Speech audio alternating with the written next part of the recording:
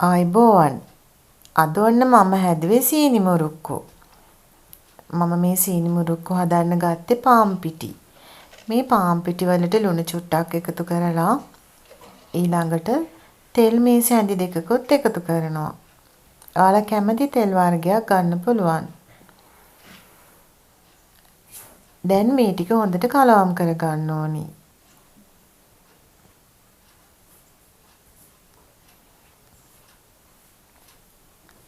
ඊළඟට මම මේකට වතුර ටික ටික එකතු කරලා ඝන පිටි මෝලියක් හදා ගන්නවා. ටිකක් මේ පිටි මෝලිය ඝනට තියෙන්න ඕනි. ඔන්න මේ බලන්න. ඊළඟට මම මේක කොටස් තුනකට වෙන් කර ගන්නවා. ඒ මොකද මේක මම පාට තුනකින් හදා ගන්න නිසා. පොඩි ළමයි ඉන්නවා නම් ගොඩාක් කන්න කැමති වෙයි මේ වගේ දෙයක්. ඊළඟට මම මේකට රෝස පාට කලරින් ටිකක් එකතු කරනවා.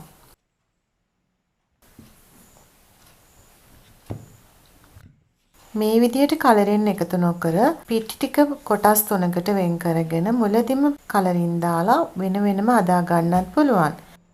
මම එකට පිටි මෝලිය හදලා තමයි මේ වෙන් කරගෙන කලරින් එකතු කරගන්නේ. දැන් මම මේකට කොළ පාට කලරින් එකතු කරනවා.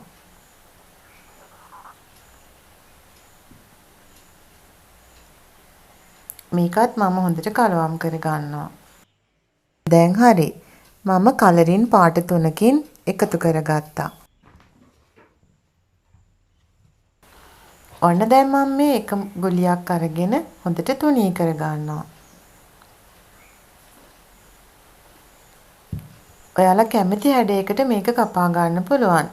මම නම් දැන් මේක කොටු හැඩයට තමයි කපා ගන්නේ.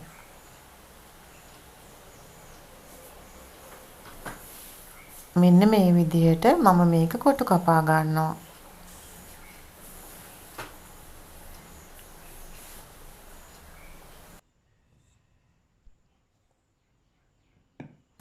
ඊළඟට මම පිටි ටික අනාගත්ත භාජනයේටම මේ විදිහට කොටු ටික දා ගන්නවා.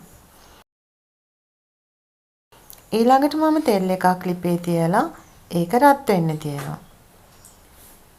දැන් අර කපාගත්ත කොටු ටික මේ විදිහට දාලා බැද ගන්නවා.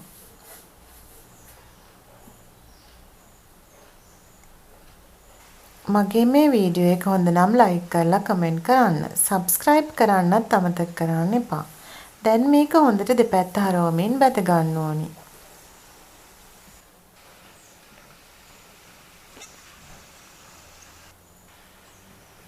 මේ මුරුක්කු ටික බැදිලා ඉවරයි කියලා අපිට හිතා ගන්න පුළුවන් වෙන්නේ මේ පෙන ගතිය අඩු වුණාම. දැන් ඔන්න හරි. මේ ටික අයින් කර ගන්නවා. ඊළඟට භාජනය ලිපේ තියලා සීනි එකතු කර ගන්නවා. ඊළඟට වතුර කෝප්පයක් දාලා සීනි ටික හොඳට දිය කර ගන්නවා. මම මේ හදාගන්නේ සීනි පැණි එකක්. නූල් ඇදින පදම ආවට පස්සේ හදාගත්ත මුරුක්කු ටික මේකට එකතු කරනවා.